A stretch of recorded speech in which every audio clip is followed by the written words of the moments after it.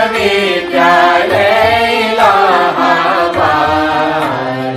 जय तुम्हारी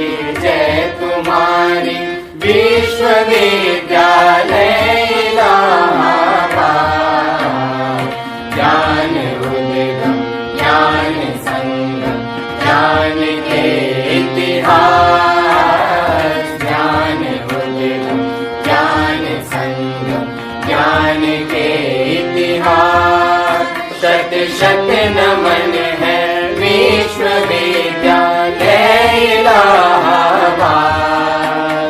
सुंदरम सत्यम शिवम अवधारणाधार। जय तुम्हारी विश्वविद्यालय इलाहाबाद। अपनी ज्ञान परंपरा के द्वारा अखिल विश्व को देदीप्यमान करने वाले जगत विश्व इलाहाबाद विश्वविद्यालय के संस्कृत विभागीय परास्नातक पूर्वार्ध के प्रिय तेजस्वी छात्रों, छात्राओं, पूर्व छात्रों और शास्त्रानुरागी सज्जनों,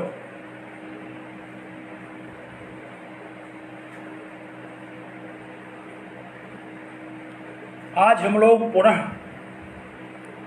निरुक्त शास्त्र की चर्चा के लिए एकत्र हैं।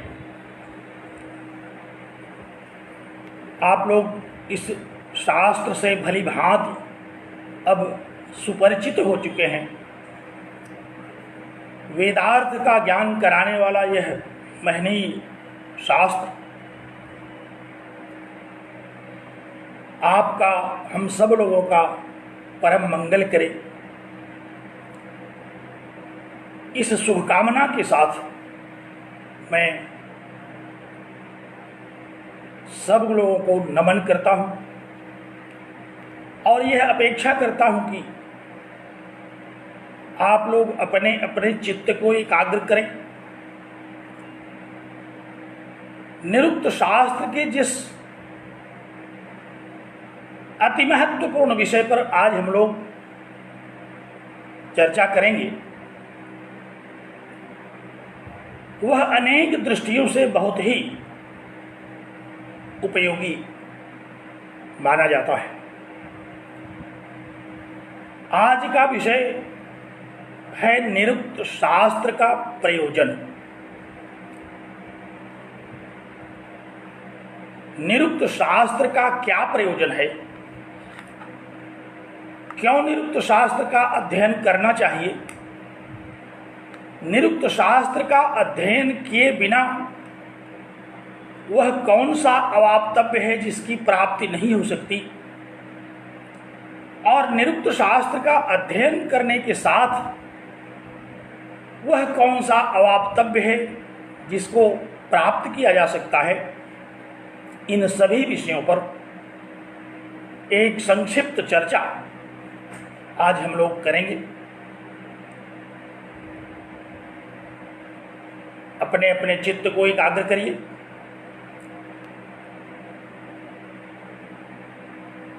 लेखनी और पुस्तिका भी साथ में रखिए।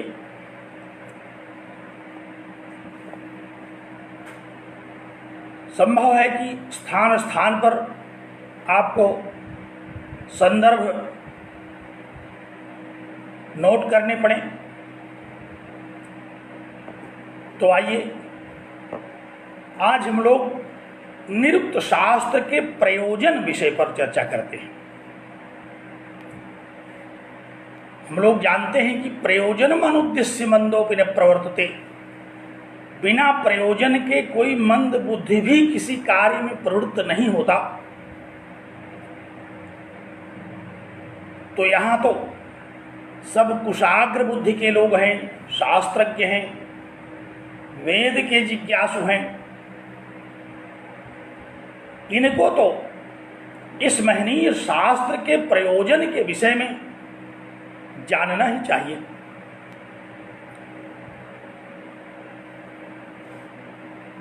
प्रयोजन के साथ साथ शास्त्र में 4 वस्तुओं को जानना बहुत आवश्यक कहा गया है। इन्हें एक शब्द के द्वारा हम लोग अनुबंध चतुष्टय कहते हैं। मीमांसाकार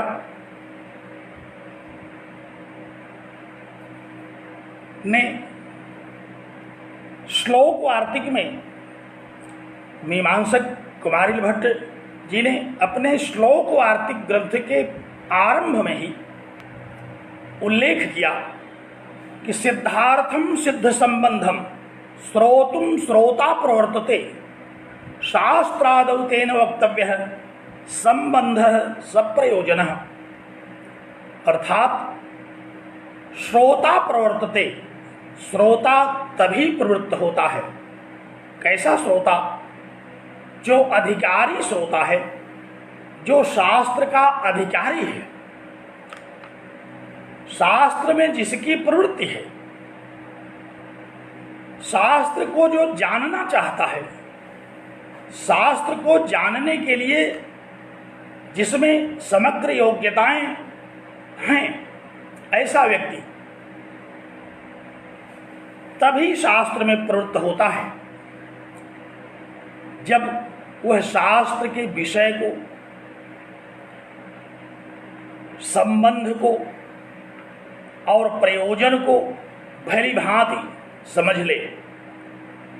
तो इस प्रकार अधिकारी, विषय, संबंध और प्रयोजन, इन 4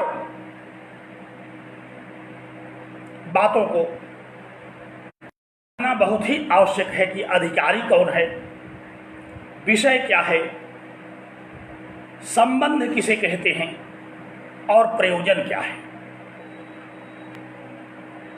विषय तो यहां प्रयोजन का ही है, लेकिन इसी प्रयोजन के साथ ये 3 और महत्वपूर्ण बिंदु समझ लेना चाहिए। आप लोगों ने अन्य शास्त्रों में भी इसका अध्ययन किया है। जैसे वेदांत सार का अध्ययन जब हम लोग करते हैं तो वहाँ आरंभ में ही अनुबंध चतुष्टय की बड़ी विस्तृत चर्चा आई है। वहाँ वेदांत के अधिकारी के रूप में, अधिकारी के विषय में बहुत व्यापक चर्चा की गई है कि वेदांत का कौन अधिकारी हो सकता है। उसी तरह से निरुक्त का अधिकारी कौन हो सकता है, निरुक्त के लिए कौन पात्र है निरुक्त पढ़ने का, निरुक्त किसको पढ़ाया जाना चाहिए, किसको निरुक्त का उपदेश देना चाहिए, यह बहुत ही महत्वपूर्ण विषय है। आचार्यों ने कहा कि वेदार्थ के जिज्ञासु को अधिकारी कहते हैं। जो वेदार्थ का जिज्ञासु है, वेदों के अर्थ को जो जानना चाहता है, और जैसा कि हम लोगों ने पहले ही इस पर प्रभूत चर्चा किया है कि वेदार्थ को जानने के लिए एक एक मंत्र का जानना आवश्यक है। एक एक मंत्र को जानने के लिए मंत्रों में आए हुए एक एक पद का जानना आवश्यक है, और एक एक पद को जानने के लिए हमें पद पाठ, स्वर संस्कार, निर्वचन शास्त्र आदि का जानना परमावश्यक है। तो निरुक्त शास्त्र का जिज्ञासु जो इन सभी योग्यताओं से युक्त है, जो वेद के प्रति श्रद्धा भाव को रखता है, जो व्याकरण शास्त्र का भी जानकार है, जिसकी वेदार्थ को समझने में अभिरुचि है, ऐसा परम जिज्ञासु, ऐसा योग्य, ऐसा श्रद्धा भाव संपन्न, शिष्य भाव संपन्न व्यक्ति ही इस शास्त्र का अधिकारी है। और विषय क्या है निरुक्त का? निरुक्त के विषय में विषय के विषय में हम लोगों ने आरंभ में ही चर्चा की थी। समाम्नायः समाम्नातः सव्याख्यातव्यः, समाम्नायः समाम्नातः, समाम्नायः समाम्नातः, समाम्नायस्य व्याख्या, समाम्नाय की व्याख्या ही इसका विषय है। किस समाम्नाय की? निघंटु के रूप में वेद से निकाल करके चुन चुन करके एकत्र किए गए शब्दकोश की व्याख्या। समाम्नाय है, समाम्नाय से तात्पर्य हम लोगों ने यह समझ रखा है कि वेद के कठिन कठिन शब्दों का संग्रह। तो ऐसे संग्रह का तात्पर्य, ऐसे संग्रह का शब्दार्थ, ऐसे संग्रह की व्याख्या, ऐसे शब्दों के संग्रह के एक एक पद में आए हुए स्वर, संस्कार, प्रकृति, प्रत्यय इत्यादि का निरूपण, यह इस निरुक्त शास्त्र का विषय है। एक शब्द में अगर हम लोग कहना चाहें तो इसका विषय है वेद के पदों का निर्वचन। तो अधिकारी, विषय, वेद के एक एक पदों का निर्वचन करना इस शास्त्र का विषय है, जिसको बहुत ही व्यापक रूप में निरुक्त शास्त्र के अंतर्गत आचार्य व्यास और अन्य परवर्ती पूर्ववर्ती निरुक्त शास्त्र के आचार्यों के द्वारा किया गया। वह निरुक्त शास्त्र का विषय है। और संबंध क्या है? हम लोग संबंध के विषय में भी जान चुके हैं। शास्त्र का और शास्त्र में प्रतिपादित वर्ण विषय का जो प्रतिपाद्य प्रतिपादक भाव है। निरुक्त शास्त्र प्रतिपादक है निर्वचन का, निरुक्त शास्त्र प्रतिपादक है निघंटु के अंतर्गत आए हुए पदों के निर्वचन का, और प्रतिपाद्य भी वही है जो विषय है हमारा, एक एक पद का प्रतिपादन और उसका प्रतिपाद्य भाव। यह जो संबंध है, प्रतिपाद्य और प्रतिपादक का जो संबंध है, यहाँ संबंध से क्या तात्पर्य समझना चाहिए? शास्त्र जो निरुक्त शास्त्र है, यह जिस अपने निर्वचन शास्त्र का प्रतिपादन करता है, उसका प्रतिपाद्य और प्रतिपादक भाव संबंध, हम लोग इसको प्रतिपाद्य प्रतिपादक संबंध कहते हैं। और यही प्रतिपाद्य प्रतिपादक संबंध ही जब जिज्ञासु के लिए बोध बोधक भाव से उपयोगी हो जाता है, तब हम इसे बोध बोधक भाव संबंध कहते हैं। शास्त्र का प्रतिपाद्य विषय के साथ प्रतिपाद्य प्रतिपादक संबंध और जिज्ञासु के लिए उसका बोध बोधक संबंध, ये संबंध है, यह शास्त्र बोधक है, निरुक्त शास्त्र का बोधक है और निरुक्त शास्त्र के जिज्ञासु का बोधक है। वह जिज्ञासु को समझाता है, जिज्ञासु को निरुक्त शास्त्र का ज्ञान कराता है। बोधक, बोधक माने समझाने वाला, और बोध्य माने समझने योग्य, जो समझा जाए, जो समझे। तो शास्त्र का, निरुक्त शास्त्र का निरुक्त शास्त्रीय विषय के प्रति जो प्रतिपाद्य प्रतिपादक भाव संबंध है, और इसके श्रोता के प्रति, इसके जिज्ञासु के प्रति इसका जो बोध्य बोधक भाव संबंध है, इसको हम लोग संबंध कहते हैं। और प्रयोजन क्या है, प्रयोजन के विषय में हम विस्तार से अब चर्चा करेंगे, क्योंकि प्रसंग प्राप्त अनुबंध चतुष्टय के इन अधिकारी विषय और संबंध का अति संक्षेप में उल्लेख करना आवश्यक है। इसीलिए मैंने इसका अति संक्षेपतया उल्लेख किया। और अब हम प्रयोजन के विषय में चर्चा करेंगे कि निरुक्त शास्त्र का प्रयोजन क्या है। प्रयोजन का आरंभ तो हम लोग विगत व्याख्यान में भी कर चुके हैं। सर्वाणि नामानि आख्यात जानी, जहाँ से यह विषय आरंभ हुआ वहीं से निरुक्त शास्त्र के प्रयोजन का कथन भी आरंभ हो गया। निरुक्त शास्त्र का प्रयोजन क्या है? निर्वचन करना, एक एक पद का निर्वचन, उसकी सिद्धि। तो सर्वप्रथम अभी पूर्व वक्तव्य में हम लोगों ने पढ़ा था कि सर्वाणि नामानि आख्यात जानी, सारे नाम, सारी संज्ञाएं, वेद के अंतर्गत आई हुई सारी संज्ञाएं आख्यात जानी, आख्यातज हैं, अर्थात धातुज हैं। जो भी नाम हैं उनमें धातु और प्रत्यय होना अनिवार्य है। सर्वाणि नामानि आख्यात जानी, इस शास्त्र को, इस विषय को हम लोगों ने पूर्व पक्ष और उत्तर पक्ष के रूप में बड़े विस्तार से पढ़ा।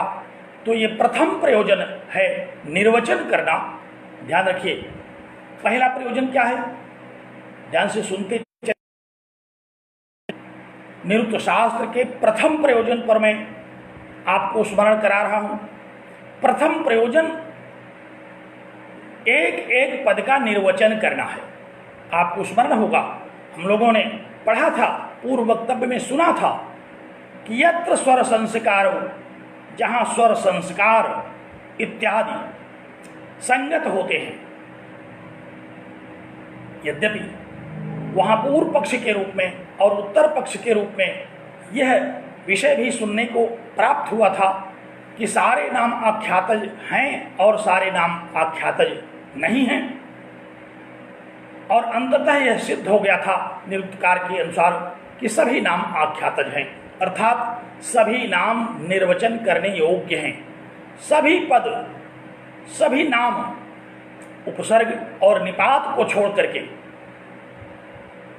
धातु तो संज्ञाओं में भी है, इसलिए मुख्य रूप से नामों के निर्वचन, शब्दों के निर्वचन, यौगिक शब्द जो हैं, अनेक प्रकार के उपसर्ग, धातु, प्रत्यय आदि के द्वारा यौगिक रूप से प्राप्त जो पद हैं उनका निर्वचन करना, यह वेदांत शास्त्र का प्रथम प्रयोजन है, जिसको आचार्य ने इस प्रकरण में विस्तार से समझाया।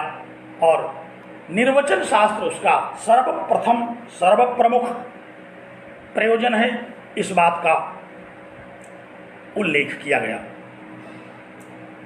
तो पहला प्रयोजन निर्वचन शास्त्र, निर्वचन करना, पदों का प्रकृति, प्रत्यय, व्याकरण, स्वर, संस्कार और अर्थ की संगति के साथ उसका विवेचन, ये निरुक्त शास्त्र का प्रथम प्रयोजन है। और दूसरा प्रयोजन क्या है? अब आप दूसरे प्रयोजन को देखिए। पुस्तक में आज आपको त्वरित गति से थोड़ा पुस्तक पलटना पड़ेगा। अगर आपके पास निरुक्त शास्त्र की आचार्य विश्वेश्वर की टीका है तो पंचमः पादः, पृष्ठ संख्या 96 अनावृत करें।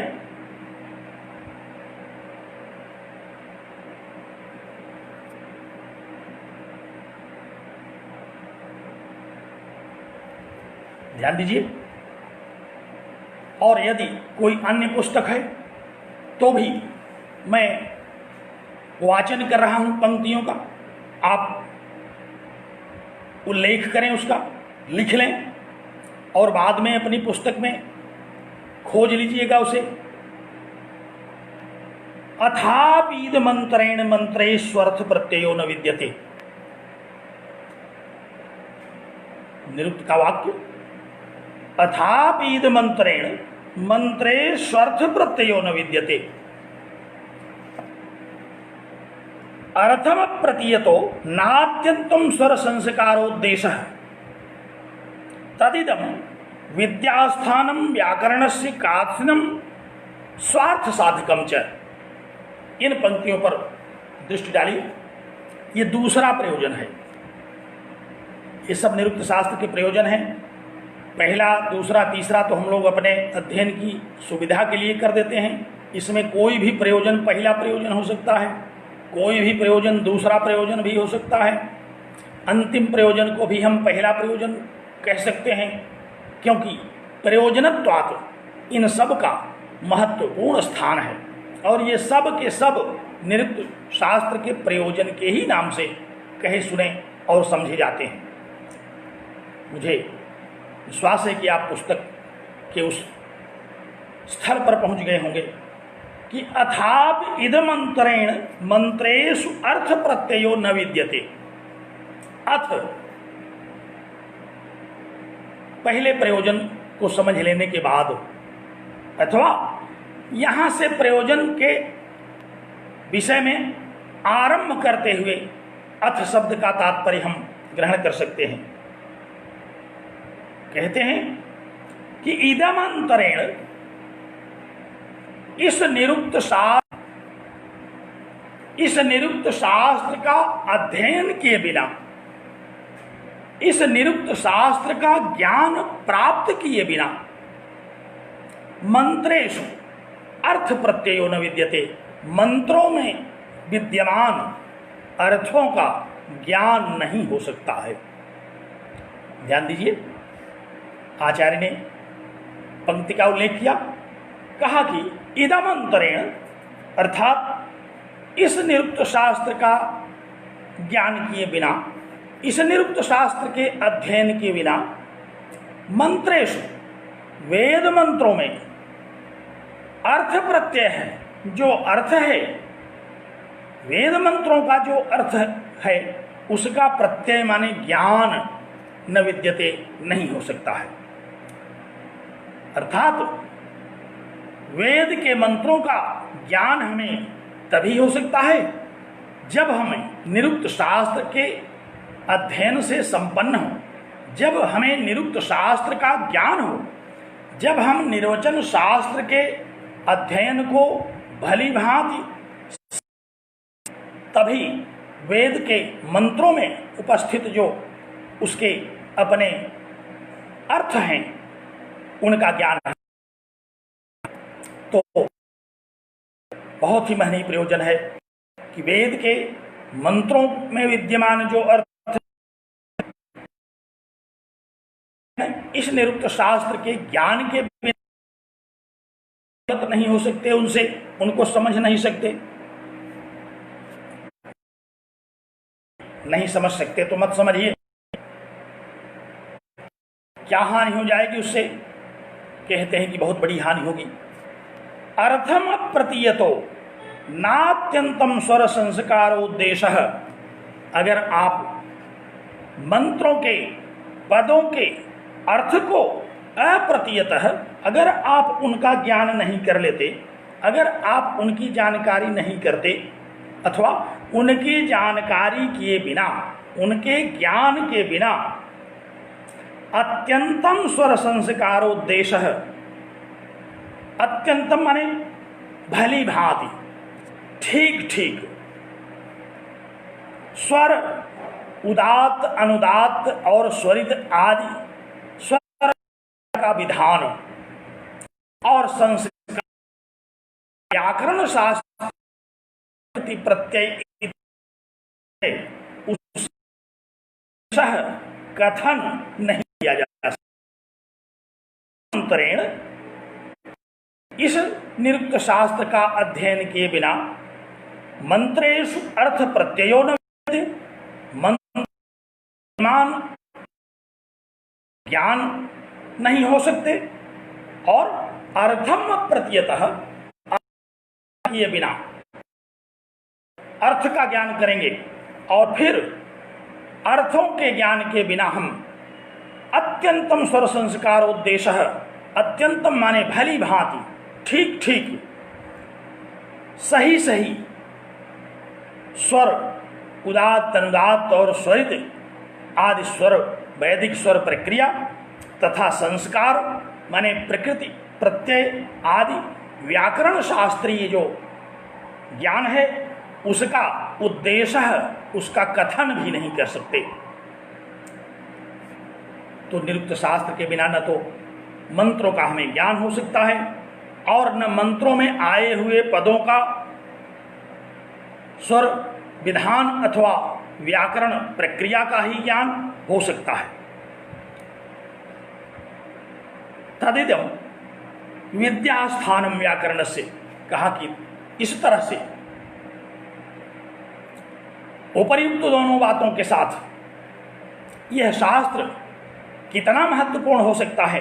कहा कि इदम विद्यास्थानम व्याकरणस्य, इदम व्याकरणस्य विद्यास्थानम, यह व्याकरण को समझाने वाला शास्त्र है।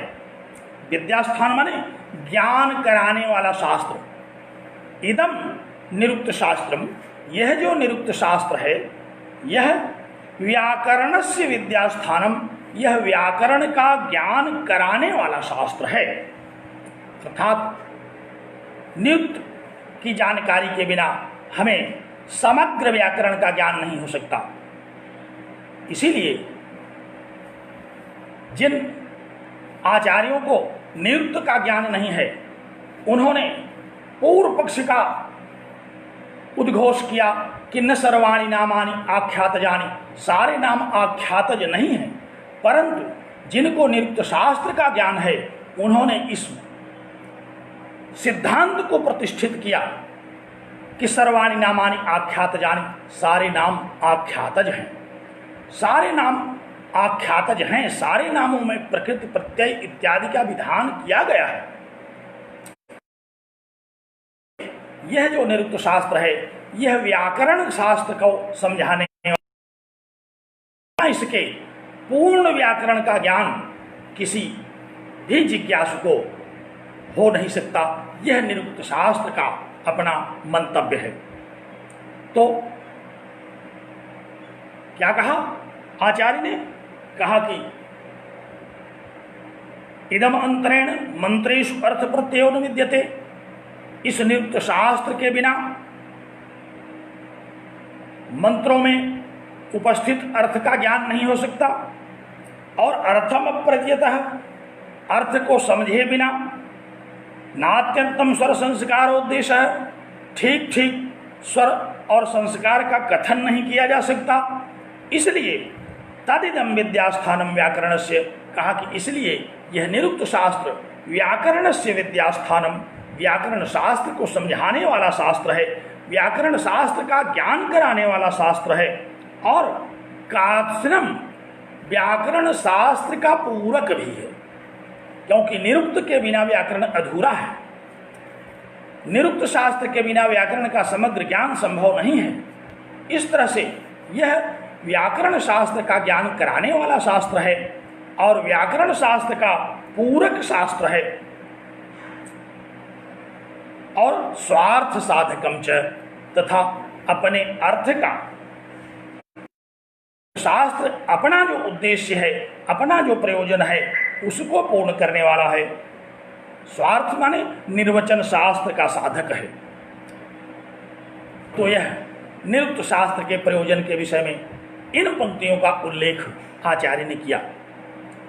यह दूसरे प्रयोजन के रूप में हम लोगों ने इसका वाचन किया कि निरुक्त शास्त्र बहुत ही उपयोगी है, परमोपयोगी है। बिना निरुक्त शास्त्र का ज्ञान किए मंत्रों में उपस्थित अर्थों का ज्ञान नहीं हो सकता और उन अर्थों का ज्ञान किए बिना सही सही यथोचित रूप से उन पदों में विद्यमान स्वर प्रक्रिया का बोध नहीं हो सकता और संस्कार उद्देश्य तथा व्याकरण शास्त्रीय जो उद्देश्य माने कथन है, उद्देश्य ध्यान रखना है, उद्देश्य शब्द नहीं है, ये उद्देश्य है। उद्देश्य माने कथन, तो उसका कथन नहीं हो सकता। इस तरह से इस शास्त्र की बड़ी महनीयता है, इस शास्त्र का बहुत ही महत्व है। क्या महत्व है? इस महत्व का वर्णन करते हुए आचार्य ने कहा कि इदम निरुक्त शास्त्रम, यह निरुक्त शास्त्र विद्यास्थानम व्याकरणस्य, व्याकरण शास्त्र को समझाने वाला शास्त्र है और स्वार्थ साधकम निरुक्त निर्वचन इसका साधक है, निर्वचन को समझाने वाला शास्त्र है, तथा व्याकरणस्य काचनम, और व्याकरण को पूर्ण करने वाला शास्त्र है।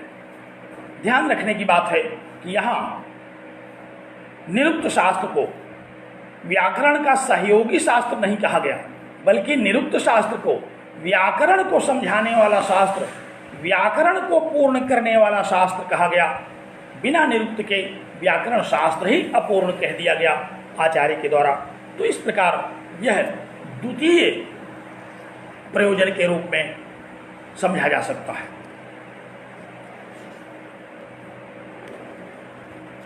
तो पहला प्रयोजन, दूसरा प्रयोजन और तीसरा क्या प्रयोजन है, आप आगे बढ़िए। पुस्तक के कुछ पृष्ठों के बाद एक पंक्ति आई, अथापीदमंतरेण पद विभागो न विद्यते। बहुत महनीय पंक्ति है, बहुत महत्वपूर्ण है।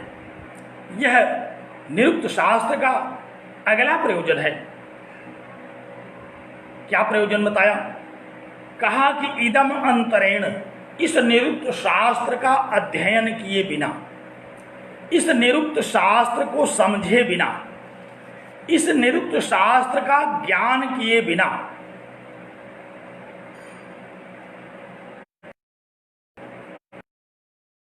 विभागो न विद्यते, पद विभाग का ज्ञान नहीं हो सकता। हम लोग पद विभाग का ज्ञान करते हैं, पद पाठ, पदच्छेद बहुत ही महत्वपूर्ण विषय है। ये पद पाठ का एक प्रश्न ही हम लोग पढ़ते हैं वेद में। पदों का पाठ किस तरह से किया जाए, वैदिक की अपनी बहुत ही विशिष्ट व्यवस्था दी गई। तो यहाँ निरुक्त शास्त्र को समझे बिना आचार्य ने कहा कि इदम अंतरेण पद विभागो न विद्यते, इसको समझे बिना, इस निरुक्त शास्त्र का ज्ञान किए बिना पद के विभाग का ज्ञान नहीं हो सकता, पदच्छेद नहीं हो सकता। क्योंकि अर्थ को जानने के लिए पदों के विषय में समझना बहुत ही आवश्यक है। पदच्छेद समझना, पद विभाग समझना बहुत ही आवश्यक है। और यह पद विभाग, यह पदच्छेद, यह बिना निरुक्त शास्त्र के, निर्वचन शास्त्र के अवगत हुए समझ में नहीं आ सकता। जैसे यहाँ उदाहरण के साथ आचार्य ने कहा कि अवसायम पद्वते, रुद्र मृड ऋग्वेद की एक ऋचा को उद्धृत किया। 10, 169 एक क्रम संख्या पुस्तक में देखने को उपलब्ध है। कहा कि अवसायम पद्यते रुद्र मृड, हे रुद्र, अवसायम पद्यते, पदवान जो अवसाय है, अवसाय, 2 मंत्रों में यहां अवसाय शब्द का कथन हुआ। और इन दोनों अवसाय शब्दों का अगर हम पद विभाग करके नहीं समझेंगे तो जो ऋचा का अर्थ है वह समझ में नहीं आएगा। तो दोनों में अवसाय शब्द आया, 2 ऋचाएं कही गई, हमने क्रम उद्धृत किया। और ऋग्वेद का ही एक दूसरा मंत्र है 104 1, इसमें भी अवसाय शब्द आया। अब यहाँ अवसाय शब्द जो है बिना पद विभाग के समझ में नहीं आएगा, क्योंकि श्रवण से, सुनने से तो ये लगता है कि ये चतुर्थी एक वचन का शब्द है अवसाय। तो एक मंत्र में तो यह चतुर्थी एक वचन का शब्द है, लेकिन दूसरे मंत्र में यही अवसाय पद विभाग करके समझा जा सकता है। बिना पद विभाग किए इसका यथार्थ ज्ञान नहीं हो सकता। वहां अव उपसर्ग पूर्वक सो धातु है अलग करने के अर्थ में। तो एक अवसाय माने चतुर्थी का अर्थ यहाँ दिया गया। अवसाय पदवते, यहाँ प्रार्थना की गई कि हे रुद्र, मार्ग में पाथेय स्वरूप गायों का कल्याण करें। मार्ग के पाथेय के रूप में गायों को कहा गया, क्योंकि मार्ग में गाय के दूध इत्यादि का पान करके व्यक्ति स्वस्थ रहता है। तो यहाँ अवसायम माने उसकी रक्षा के लिए, उसकी कल्याण के लिए बात कही गई। गायों की रक्षा करने के लिए वेद मंत्र कहता है कि गायों को सुरक्षित कीजिए, क्योंकि यात्रियों के मार्ग पाथेय के लिए वह उपयोगी है। और वहीं दूसरा मंत्र कहता है कि अवसाय अश्वान, यहाँ अश्वान अवसाय घोड़ों को मुक्त करने के लिए कहा। सो अंतःकर्मणि धातु से करना। तो पद विभाग के बिना यहाँ एक ही शब्द दिखाई पड़ रहा है, देखने से साम्य है उसके अवसाय, परंतु दोनों में अर्थ की दृष्टि से विचार करने पर बहुत ही अंतर है। एक का अर्थ है चतुर्थ्यंत, जो अर्थ बोध होता है, और दूसरे का अर्थ है छुटकारा देना। तो कहते हैं कि इदम अंतरेण, इस निरुक्त शास्त्र को समझे बिना पद विभागो न विद्यते, पद विभाग का भी ज्ञान नहीं हो सकता। जब तक हम निरुक्त शास्त्र का अध्ययन नहीं करेंगे तब तक हमें पद पाठ, पदच्छेद का बोध नहीं होगा, और किस अर्थ में किस शब्द का किस प्रकार से पदच्छेद करके उसको ग्रहण करना है, इसका ज्ञान भी नहीं होगा। तो इस प्रकार निरुक्त शास्त्र के प्रयोजन में यह एक दूसरा प्रयोजन बताया गया। और तीसरे प्रयोजन के रूप में कहते हैं कि अथापि याज्ञे दैवतेन बहवः प्रदेशाः भवन्ति। कहा कि बिना निरुक्त शास्त्र का ज्ञान किए हमें यज्ञ प्रक्रिया का भी बोध नहीं होगा, क्योंकि यज्ञ के प्रसंग में दैवतेन बहवः प्रदेशाः भवन्ति, देवता विषयक बहुत सारे कथन किए गए हैं। मुझे भरोसा है कि इन पंक्तियों को आपने खोज लिया होगा। पृष्ठ संख्या 115, यदि आपके पास आचार्य विश्वेश्वर की पुस्तक है तो वहां आप देखें, अथा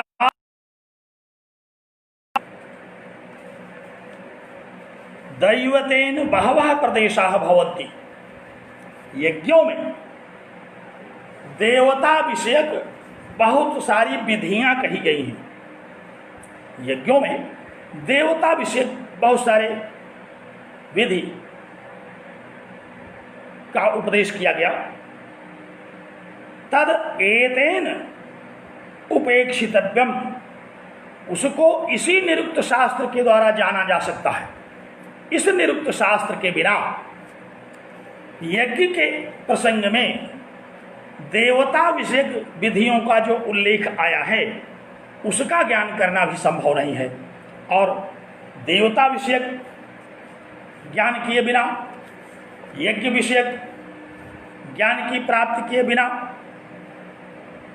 वेद का ज्ञान ही अपूर्ण है, कर्मकांड का बोध ही नहीं हो सकता।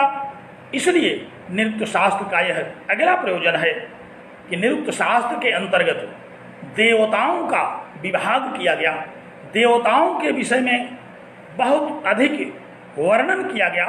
दैवत कांड के अंतर्गत देवता विषयक विवेचन बहुत ही विस्तार से आचार्य ने किया।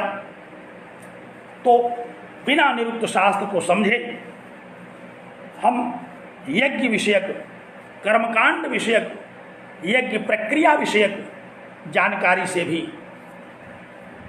विरहित रह सकते हैं, और हमें यह पता ही नहीं चलेगा कि कहाँ यज्ञ के किस देवता के विषय में किस विधा का उल्लेख किया गया है।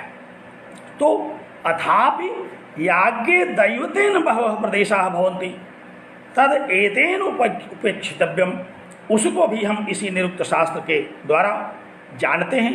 उसी निरुक्त शास्त्र के द्वारा हम देवता विषयक जो विवेचन निरुक्त शास्त्र के अंतर्गत किया गया है उसका भी हम ज्ञान इसी निरुक्त शास्त्र के अंतर्गत करके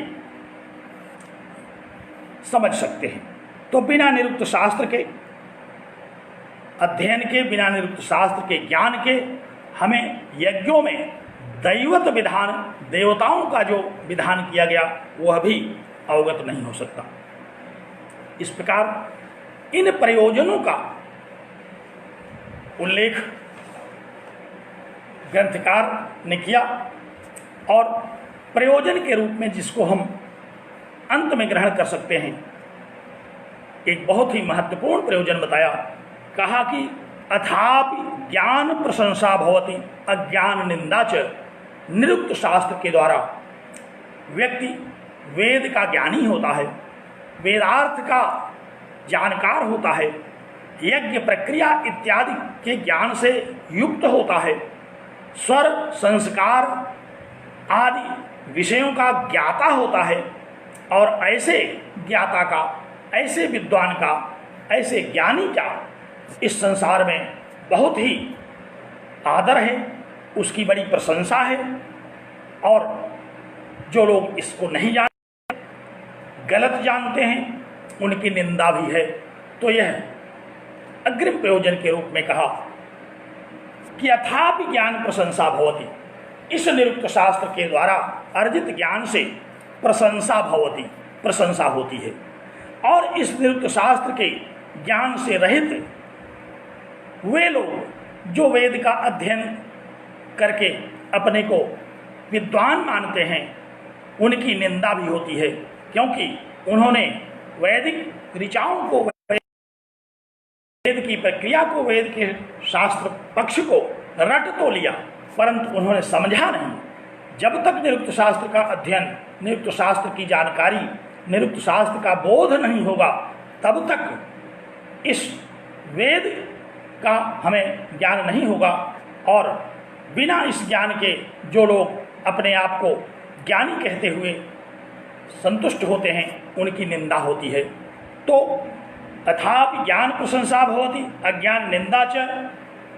यह वेद मंत्र तो नहीं है, लेकिन निरुक्तकार ने बड़ी ही महत्वपूर्ण विधा से अपने ग्रंथ में इसका उल्लेख किया और इसके पक्ष में एक श्लोक उद्धृत किया। कहा कि स्थाणुरयं भारहारः किलाभूत अधीत्य वेदम न विजानाति योर्थम। कहा कि अधीत्य वेदम, जिसने वेद का अध्ययन तो किया परंतु न विजानाति अर्थम, वेद के अर्थ को नहीं जानता। वेद का अध्ययन तो कर लिया, वेद की ऋचाओं को कंठाग्र तो कर लिया, बहुत जोर जोर वेद के मंत्रों को पढ़ने लगा, लेकिन वेद के अर्थ को न समझ सका। तो अधीत्य वेदम, वैदिक वाङ्मय का अध्ययन करने के उपरांत भी अर्थम यो न विजानाति, जो अर्थ को नहीं जानते, जो अर्थ का ज्ञान नहीं रखते, जिन्होंने अर्थ को नहीं समझा, स्थाणुरयं भारहारः किल, निश्चित रूप से वे उस पेड़ की भांति हैं जो पेड़ पर लदे फलों, पत्तों इत्यादि के भार को तो ढोता है, परंतु उस वृक्ष के फलों के रस का अनुभव नहीं कर पाता। जैसे कोई बहुत बड़ा फलवान वृक्ष है और फलों से लदा हुआ है, विशालकाय वृक्ष है, बहुत सारी लकड़ियाँ लदी हुई हैं, पत्तियाँ लदी हुई हैं, पुष्पित है, वह नाना प्रकार के सुगंधित पुष्प वहाँ उपस्थित हैं, लेकिन उस वृक्ष को उन समस्त विषयों का ज्ञान नहीं रहता। वह केवल भारहार, भार ढोने वाला ही होता है। उसी तरह से वेद को रट लेने वाले, अर्थ को समझे बिना, स्वर प्रक्रिया को समझे बिना, पद पाठ को समझे बिना, वैदिक देवता विषय ज्ञान से विरहित होकर के जिन्होंने वेद को कंठस्थ तो कर लिया, वेद का उच्चारण भी करने लगे, परंतु वेद को समझा नहीं, ऐसे लोग निंदा के विषय हैं। वे उस पेड़ की तरह हैं, उस वृक्ष की तरह हैं, उस जड़ की तरह हैं, जिस जड़ वृक्ष को अपने ही ऊपर लदे हुए विषयों का बोध नहीं है। और इसका दूसरा स्थाणु शब्द का एक तात्पर्य गधे से भी लिया जाता है।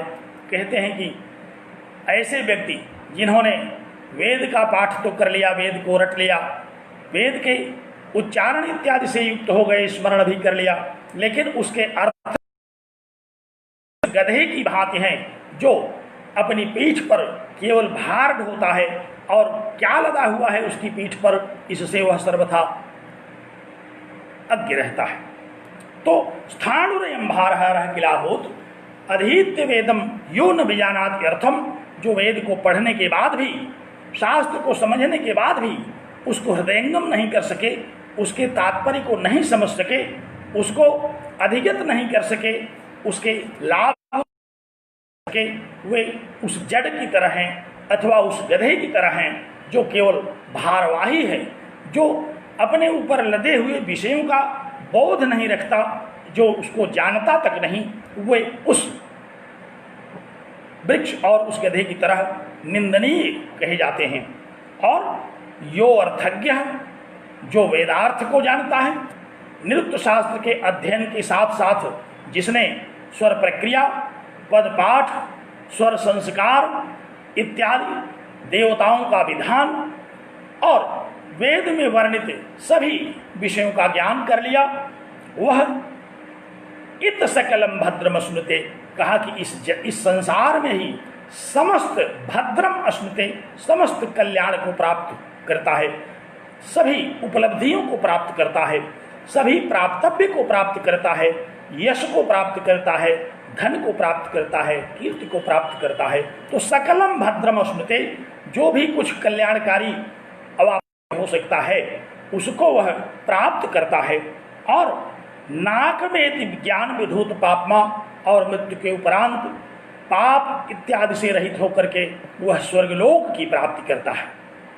तो निरुक्त शास्त्र का इतना महनीय प्रयोजन है कि जिन्होंने निरुक्त शास्त्र का अध्ययन किया, निरुक्त शास्त्र में निरुक्त शास्त्र के विषयों को जाना, वे वेद को, वेदार्थ को, मंत्रार्थ को जान करके वेद में विहित जो भी अलौकिक ज्ञान है, महनीय ज्ञान है, उसको समझा और इस लोक में भी उन्होंने समग्र अवाप्तव्यों को प्राप्त किया, तथा इस लोक को छोड़ने के बाद, शरीर का परित्याग करने के बाद स्वर्ग आदि दिव्य लोकों की प्राप्ति उनको हुई।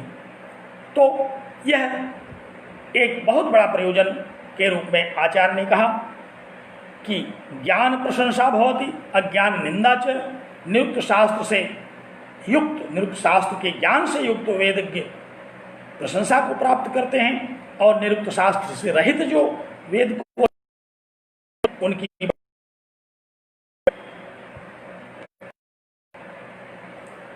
तो इस प्रकार से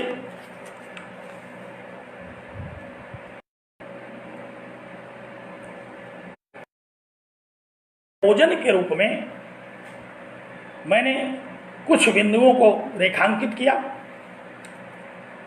बड़े संक्षेप में आपको बताने की चेष्टा की, समझाने की चेष्टा की, जो परीक्षा की दृष्टि से उपयोगी है।